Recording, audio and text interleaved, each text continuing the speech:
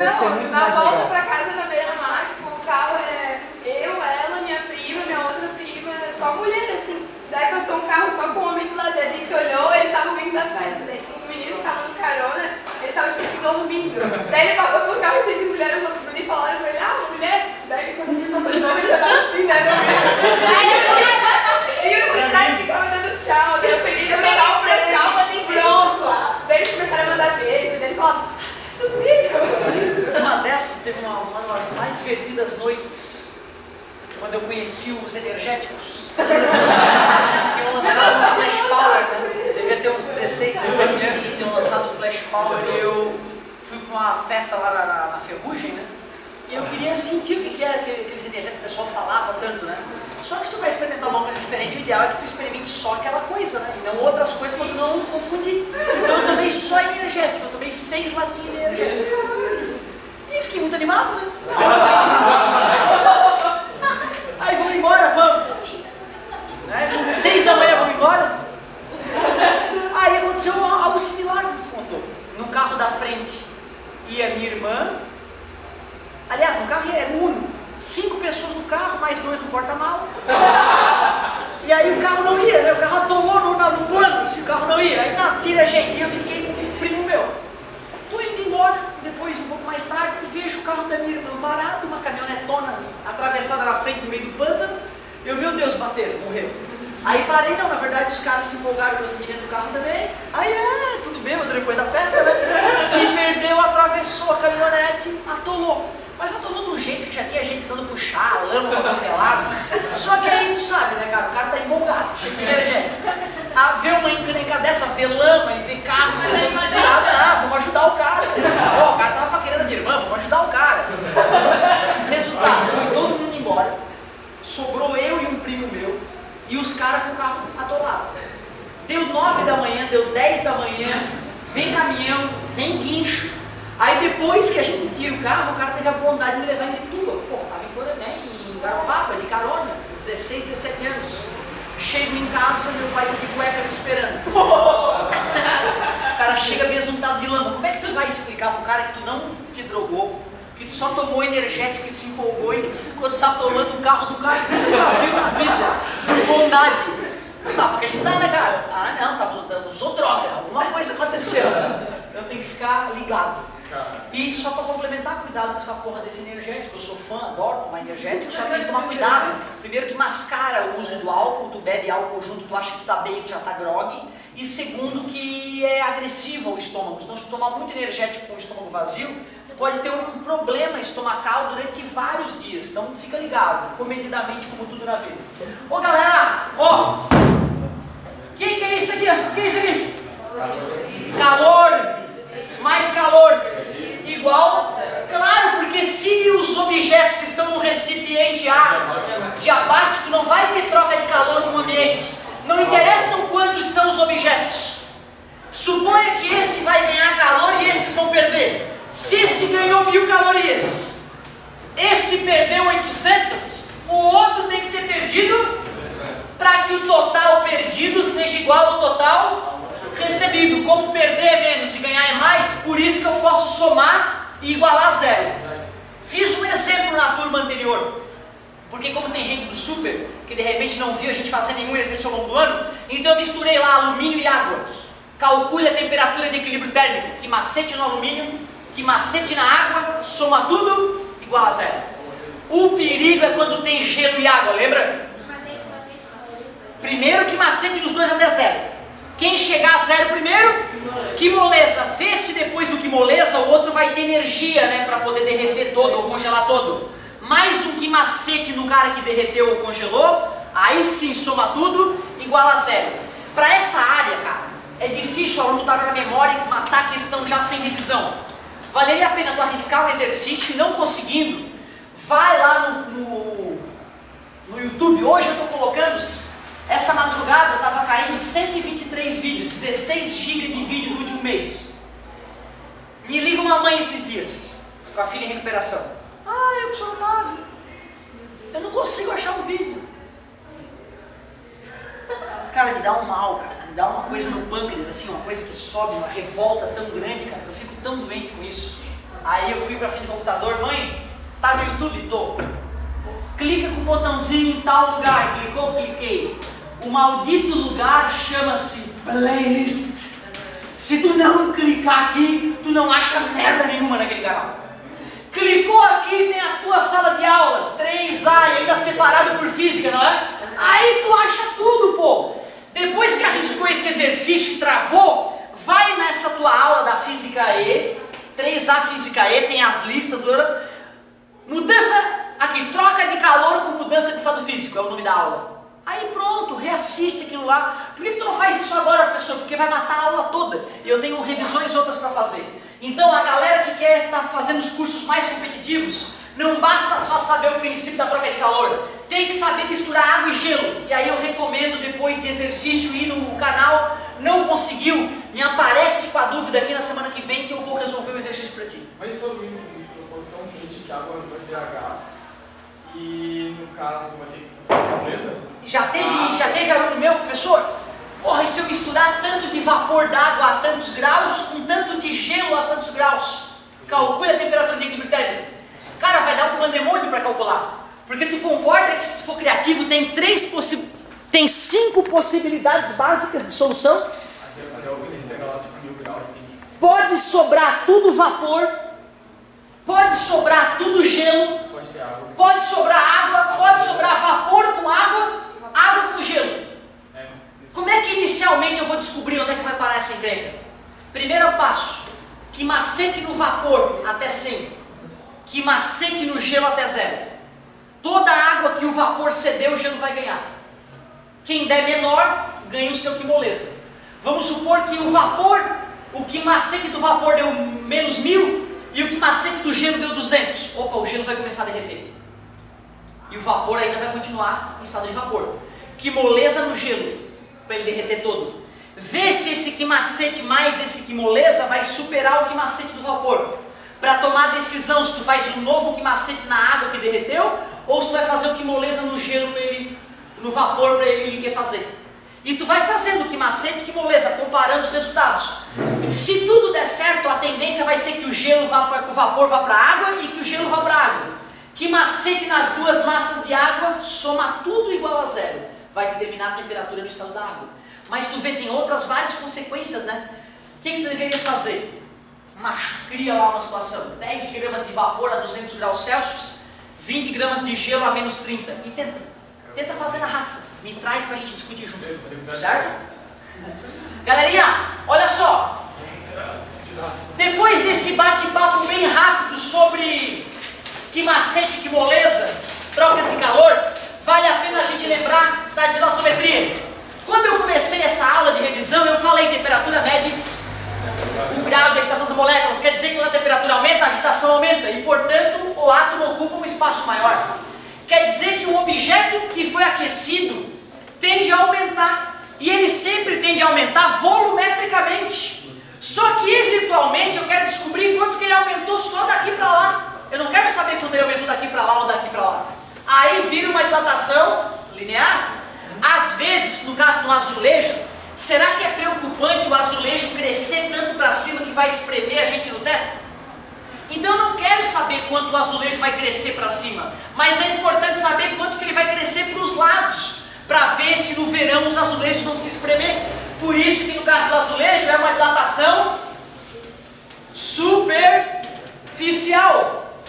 Mesmo que na verdade verdadeira, toda a dilatação seja volumétrica. Como é que se calcula uma variação de comprimento, uma variação de superfície ou uma variação de volume? Primeiro, depende da quantidade inicial de matéria. Porque cada átomo dilata, né? Quanto mais átomos eu tenho, maior a dilatação resultante. L0, S0. Quanto maior a variação de temperatura, maior a dilatação. Concorda comigo? Esquenta mais, vibra mais, dilata mais. E também depende do material. A alfa, coeficiente de dilatação linear. Nome? Coeficiente de dilatação superficial. Coeficiente de dilatação volumétrico. Eu prefiro que tu saiba o nome completo do cara do que é o nome da letrinha. Porque ele não vai falar o alfa vale tanto, ele vai falar o coeficiente de dilatação linear vale tanto. E isso, ele na tabela ele vai fornecer só o alfa. Se tu precisar do beta, aproximadamente. Por que eu insisto no aproximadamente? Devido a questões teóricas. A UFSC gosta desse tipo de pegadinha. Podemos afirmar que o coeficiente de dilatação volumétrico é exatamente o triplo do linear. Exatamente o caramba, é aproximadamente. Pode botar falso.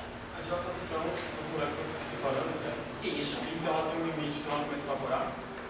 Lógico. Então assim, esses cálculos eu estou considerando que o objeto não muda de estado físico.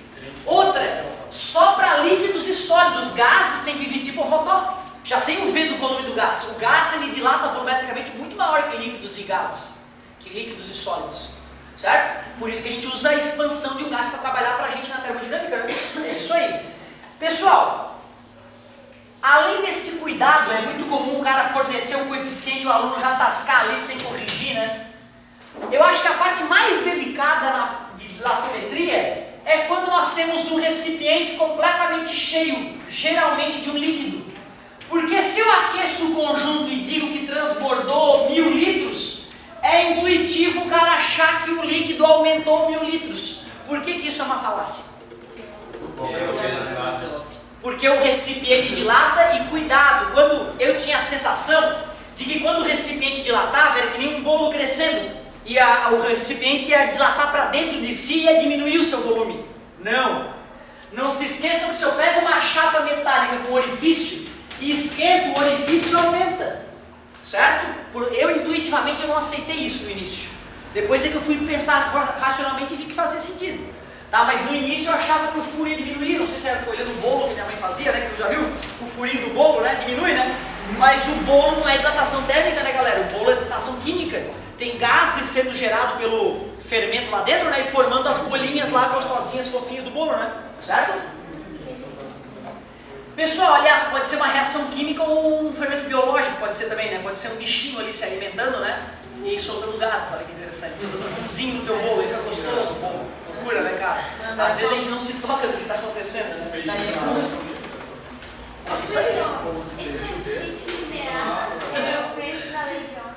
Como é que é? Tá, mas qual da... o coeficiente de dilatação. Esse coeficiente de dilatação... Não, nós vamos na física C, na próxima aula, nós vamos avançar, né? Primeiro, qual era a segunda lei de Ohm? Não sei se você conhece, que está se confundindo. A resistência de um condutor é ρ vezes L sobre A. Essa é a segunda lei de Ohm. A primeira lei de Ohm é aquela que diz que um resistor ômico, V por I, dá uma reta, né? Certo?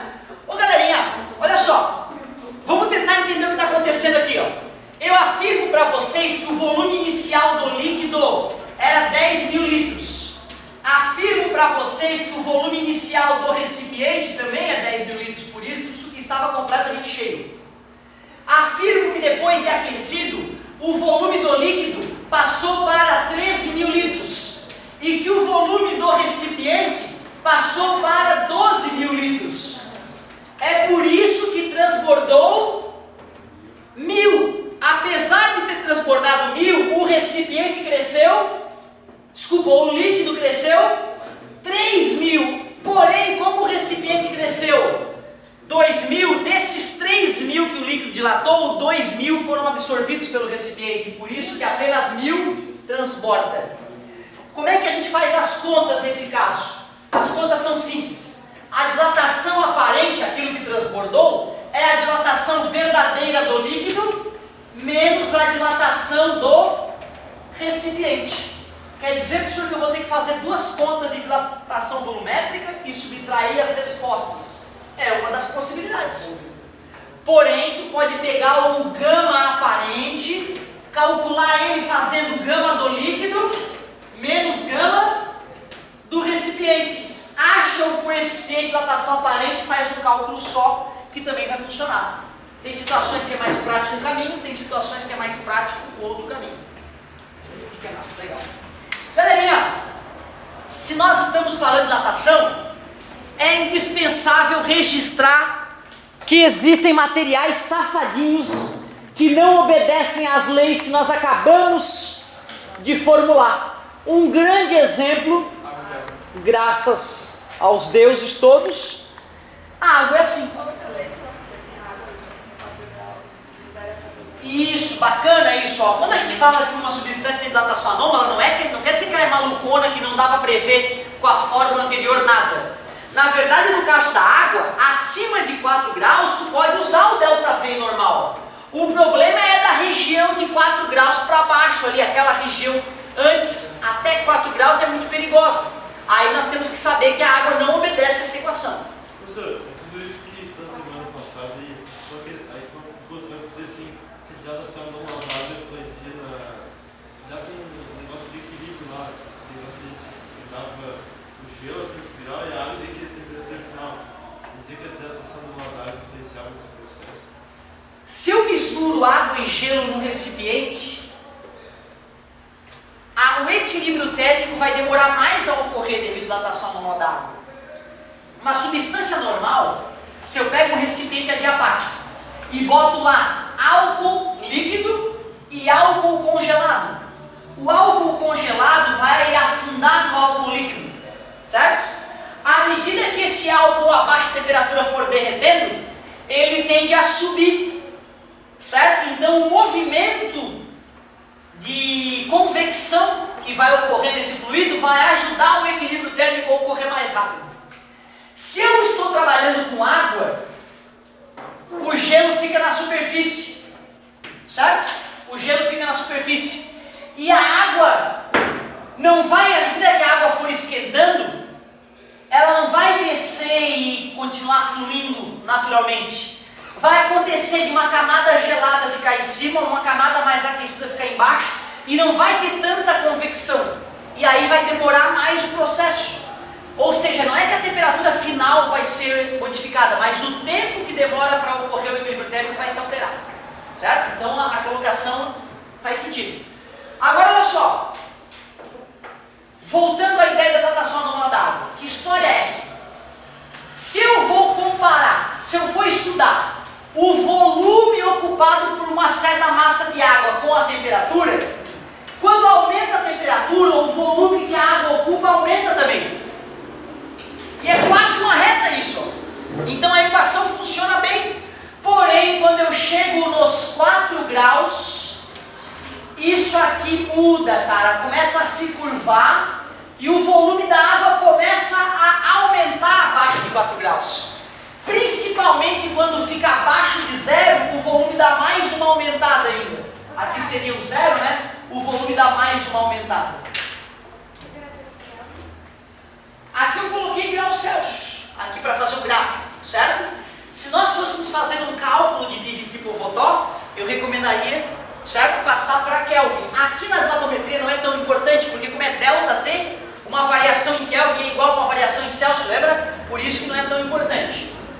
Galera, cuidado, esse gráfico é do volume ocupado pela água com o passar da temperatura.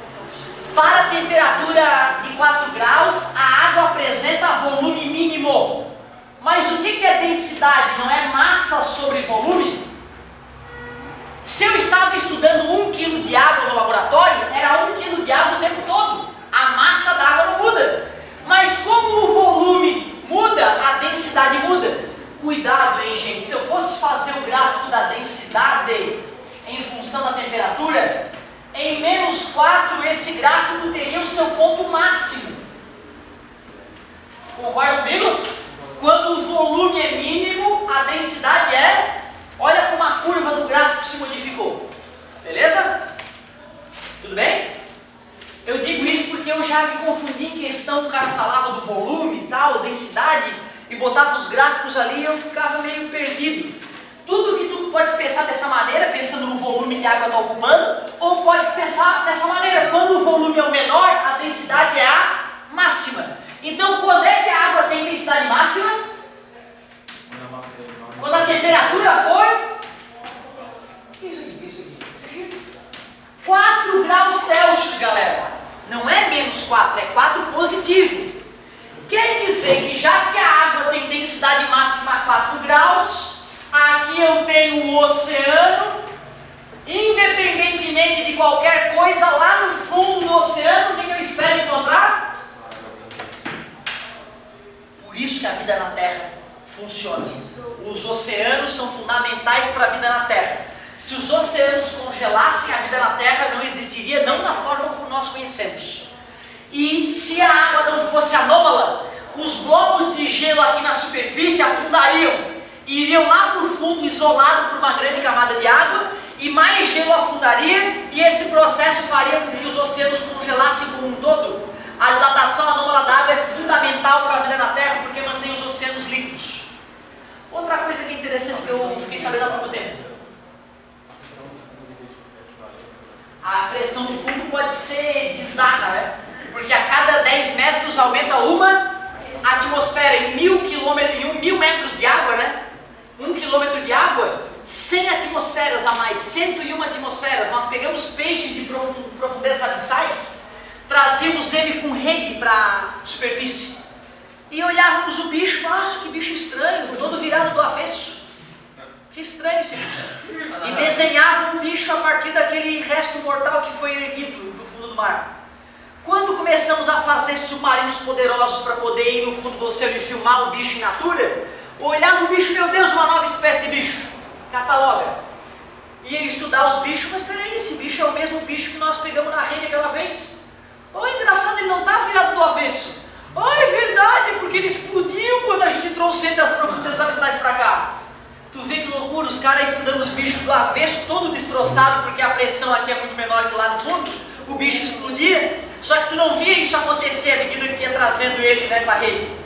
Agora, qual é a nova técnica para estudar animal de profundezas abissais? Tu pega um aquáriozão, fortão, transparente, fecha o bicho lá embaixo, trancou o bicho, traz o bicho fechado no aquário pressurizado vivo, olha o bicho vivo nadando no aquário, fotografa, desenha, e aí abre o aquário, o bicho explode, e aí tu analisa as orgânicas.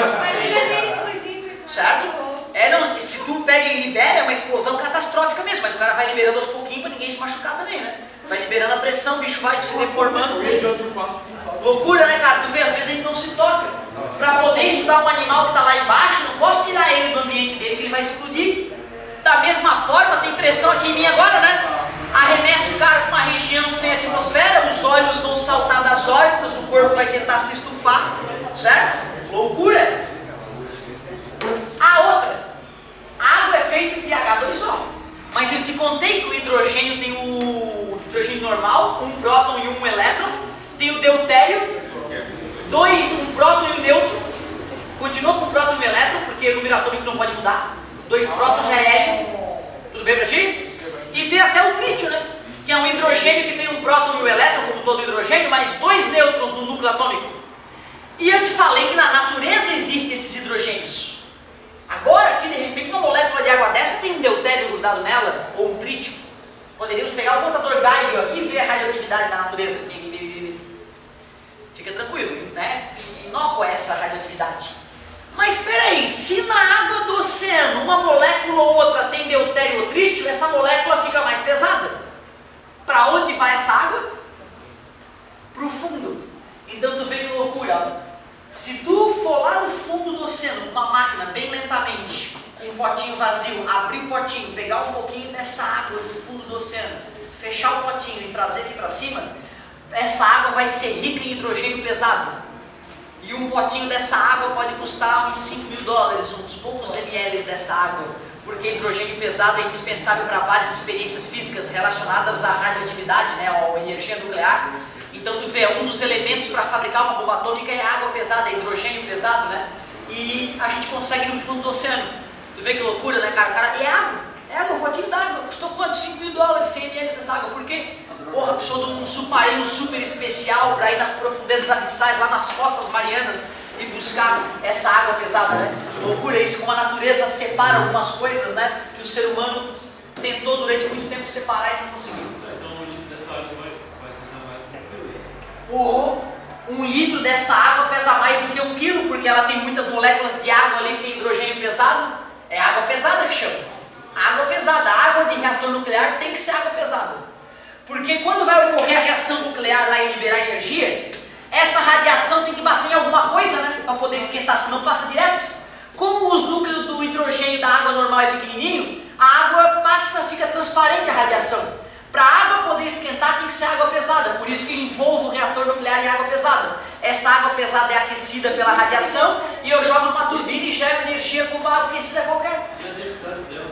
É bem maior. Aí tem que ver quanto de deutério e quanto de trítio tem, né? Se fosse só deutério, cara, todas as moléculas de água, cada uma com 2 hidrogênios deutério, ia aumentar drasticamente a densidade. Mas é que mesmo lá no fundo do oceano, não é toda molécula que tem deutério e trítio, né? É uma outra.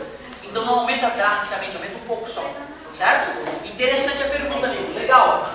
Galerinha, que influência tem a dilatação anômala na substância no diagrama de fases mesmo? Se para substâncias normais, o diagrama de fases é assim, né? Para a substância com dilatação anômala, fica o chifrinho, o famoso chifrinho. E 2 substâncias que nós conhecemos que tem esse comportamento, o ferro é um bom exemplo, água e ferro. Por isso que as estrelas, quando vão se formar, né? Quando no núcleo da estrela está sendo fundido o ferro, é que ocorre uma supernova, uma explosão de estrela, certo? É por isso que a gente fala que o ferro é o elemento que mata as estrelas, porque quando ele começa a ser fundido no núcleo da estrela, a estrela tende a explodir. Para gerar os elementos com número atômico maior que o ferro, né? Só com estrelas de 3ª ou 4ª geração, por isso que o ouro é tão raro. Porque para o ouro ter sido formado, eu preciso de estrelas mais velhas, maiores, com explosões mais poderosas. Eu sempre fico maluco de pensar que os átomos que compõem o meu corpo estiveram em estrelas, lembra? De 3ª ou 4ª geração. Muito louco. Dilatação anômala. Peraí. Deixa eu ver se ficou claro. Por que a dilatação anômala da água é indispensável para a vida na Terra? Porque senão os oceanos teriam congelado. E o gelo, lembrem-se, é um bom isolante térmico. É por isso que em algumas regiões do planeta tem camadas de água congelada que superam 50 metros em cima do oceano. Pô, tu imagina um cobertor com 50 metros de espessura. O problema é que o gelo é melhor isolante que teu cobertor. Então tu imagina um super cobertor de 50 metros de espessura. Mesmo que aqui embaixo, aqui em cima esteja a menos 50 graus Celsius, os peixinhos estarão felizes ali embaixo. Certo? As foquinhas, os fitoplânctons continuarão a produzir o nosso oxigênio. Certo?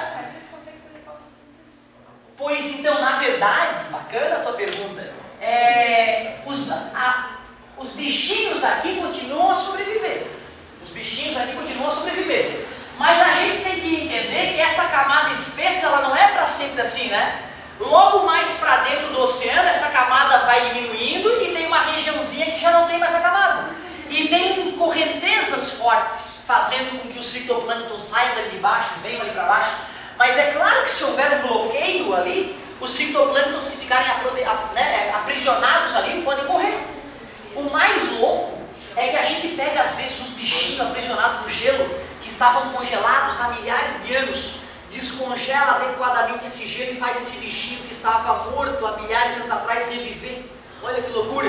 E a gente analisa essa bactéria pré-histórica que estava adormecida com uma bactéria moderna e podemos ver geneticamente como ela evoluiu, confirmando as teorias, né, que nós temos hoje da evolução das espécies. Né? Que loucura isso, desculpa. Sim, mas ela vai ser em 50 metros de gelo, vai ficar escuro pra caramba aqui embaixo. Vai ficar escuro pra caramba. Por isso que animais de profundezas abissais têm outras maneiras de enxergar um ao outro, né? Luzes bioluminescentes, legal. O ser humano, ele começou a ver isso um problema, tu vê? Porque aqui embaixo, ó, adivinha o que tem aqui embaixo? Petróleo. E aí o cara pensa, putz, que merda. Tem petróleo lá embaixo, mas está cheio de gelo ali, eu não consigo tirar o petróleo. Outra, tu imagina uma região que fica num lugar que no verão está descongelado e no inverno está congelado. No verão descongelado, os navios bombam, o comércio bomba, as cidades florescem, a vida funciona muito bem. Chega o inverno, os navios encalham, o comércio é bloqueado e no inverno aquela cidade que no verão florescia, morre. E aí depois de muita gente sofrer com o inverno e verão, desiste da cidade, aquela região não é tão bem habitada. Mas aí o ser humano começa a desenvolver, vamos fazer navio grandão, fortão, que suba no gelo, esprema o gelo e quebra o gelo. Navio quebra gelo.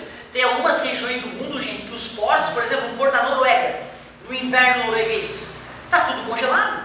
Como é que o navio vem atracar no mar congelado? Vem um barquinho quebra-gelo, sai demolindo o gelo e logo atrás vem o navio. Tu vê que loucura? Então os portos nas regiões frias continuam funcionando no inverno, graças a navios quebra-gelo, a barcos quebra-gelo. Como é que funciona o barco quebra-gelo? Ele não dá de frente para quebrar o gelo, não, que afundar, tu tem que afundar, não se esquece. Ele tem que ter um design de casco tal, que esse casco suba no gelo e com o peso do navio quebre de cima para baixo, nunca batendo de frente. Até porque batendo de frente tem 1 km de gelo, né? De cima para baixo tem só 50 metrinhos. Se bem que 50 metrinhos, nem os maiores navios quebra-gelo vão passar. Certo? Então a gente quebra o gelo até 5, 6, até 10 metros de espessura de gelo o navio quebra. Quando a coisa fica mais absurda, os navios modernos viram de ré e usam as suas hélices para comer o gelinho. Aí a hélice devora o gelo, tritura o gelo, o navio vira de frente e continua avançando. Eu confesso esse comentário porque eu vi um programa e fiquei encantado com o navio quebra-gelo russo, Timochenko, uma coisa desse tipo. O navio russo, os primeiros quebra-gelos russos eram movidos a energia nuclear e eram abastecidos a cada 4 anos. Só a cada 4 anos do navio funcionando é que ia lá trocar o combustível nuclear. Enquanto um navio a diesel consome 15 toneladas por hora. A cada hora de funcionamento, o tanque do navio perde 15 mil litros. Multiplica 15 mil por 24, é o que ele gasta em um dia de viagem. Multiplica esse resultado absurdo por 30, é o tanque que ele vai precisar para fazer uma viagem de um mês. Ou seja, viajou um mês, reabastece o tanque com milhões e milhões de litros. Viajou um mês, abastece o tanque com milhões e milhões e milhões e milhões de litros. Espaço esse que vai ser ocupado pelo tanque, né? E que não vai caber petróleo. É um prejuízo. Navio nuclear, abasteceu, fica 4 anos levando petróleo, trazendo petróleo. 4 anos depois... Quanto material nuclear vai? Pouquíssimo. Pouquíssimo. Vai, sei lá, 100 quilos de material nuclear que vão durar 4 anos, enquanto os 100 quilos de diesel não duraria 1 hora.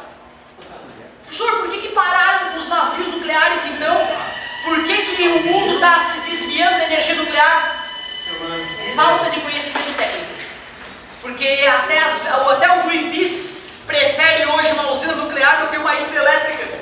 As hidrelétricas são consideradas hoje mais danosas ao ambiente que uma usina nuclear bem projetada. Que loucura, hein?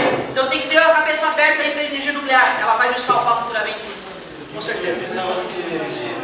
Criar os primeiros carros e o histórico, ele é movido. Não, mas a energia nuclear. É isso aí. Energia nuclear. Boa colocação.